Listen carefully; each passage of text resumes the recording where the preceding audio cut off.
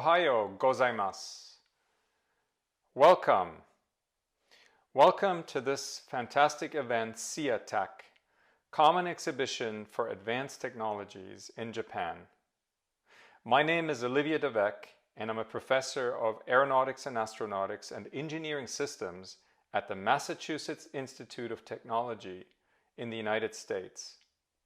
It is my pleasure and honor to be here and offer some remarks for the opening of the new Digital Architecture Design Center, or DADC, which is part of the IPA, the IT Promotion Agency in Japan. The topic of today is how do we collect data, how do we use data, how do we analyze data as part of Society 5.0. This is a grand challenge.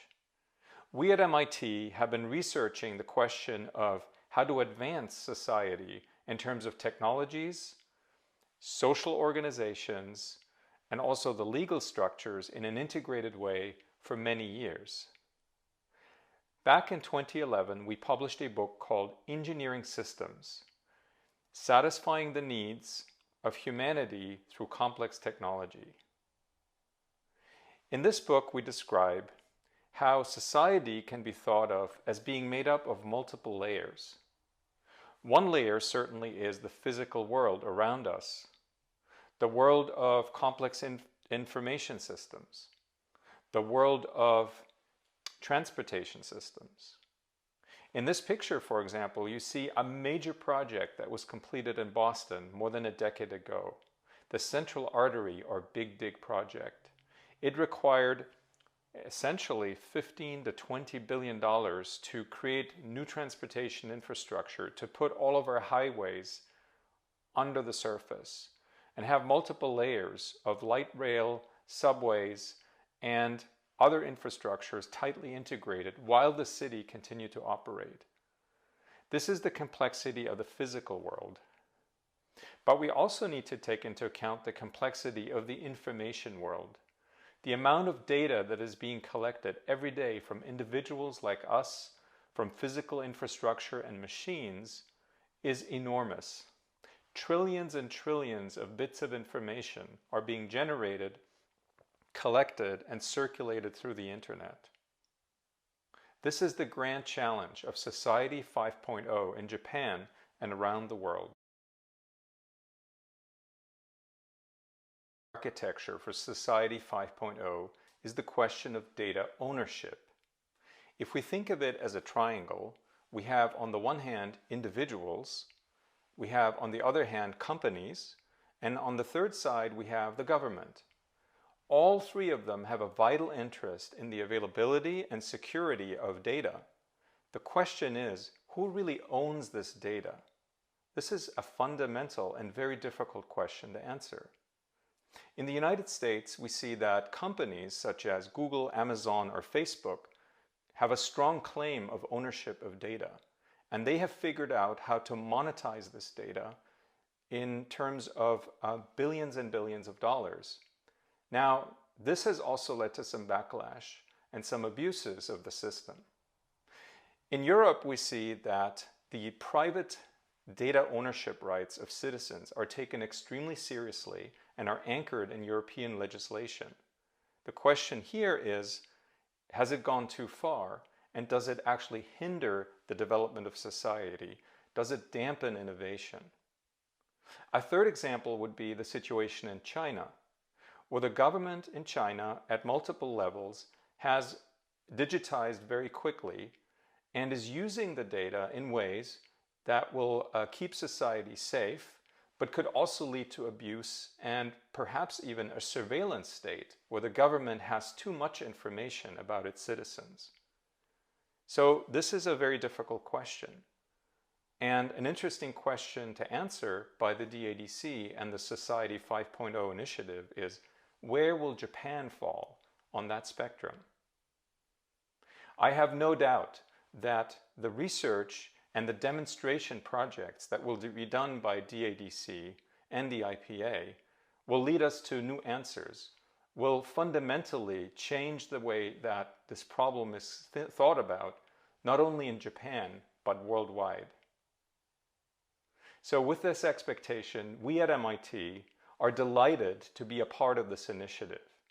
We and our partners in academia in Japan, such as Keio University, the University of Tokyo, and other top flight institutions in Japan, will think about and support the initiative.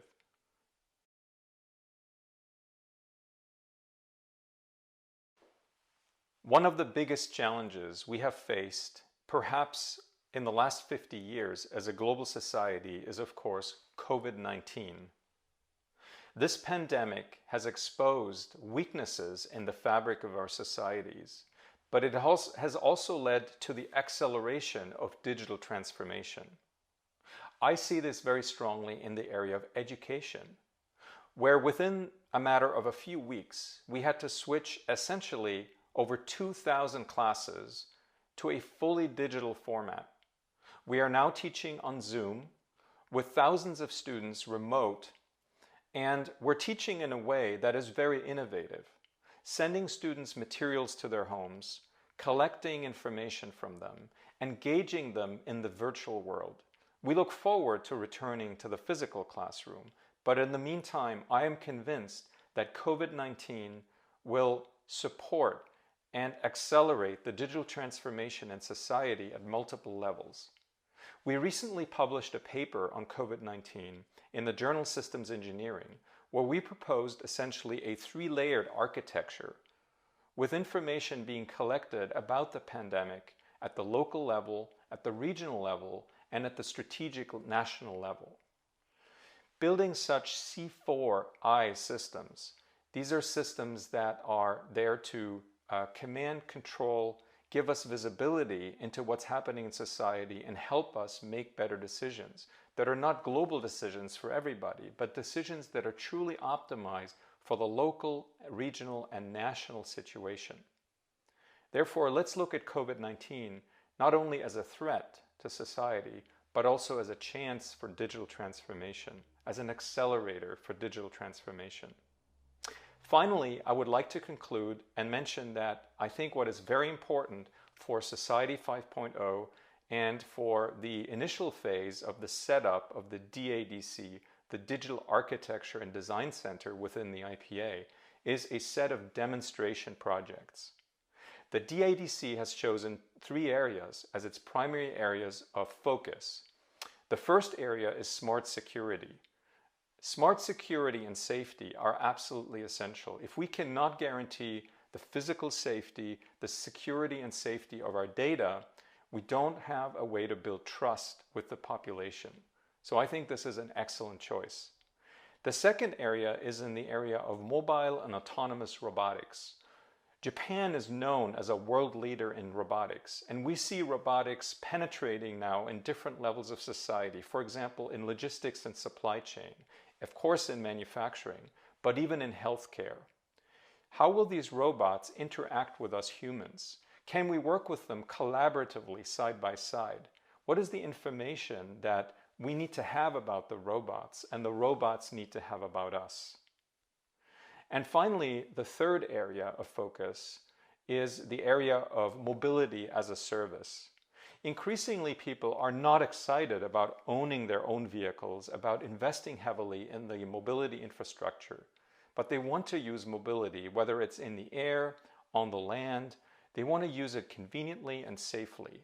How do we design mobility as a service in a way that is compatible with the future, with sustainable transportation, and with Society 5.0? These are truly grand challenges, but I have confidence that the leadership of the DADC and the IPA will find new ways and will find ways to surprise us and to innovate in this grand challenge. So with this, I want to thank the president of the DADC, Mr. Saito Yukata. I also want to thank, with this, I want to thank Mr. Kono Takashi, as well as Professor Saiko Shirazaka from Keio University for inviting me to be here with you today and share these few remarks. I look forward to my next visit in Japan, hopefully in 2021, and I wish you good luck for this conference. Thank you.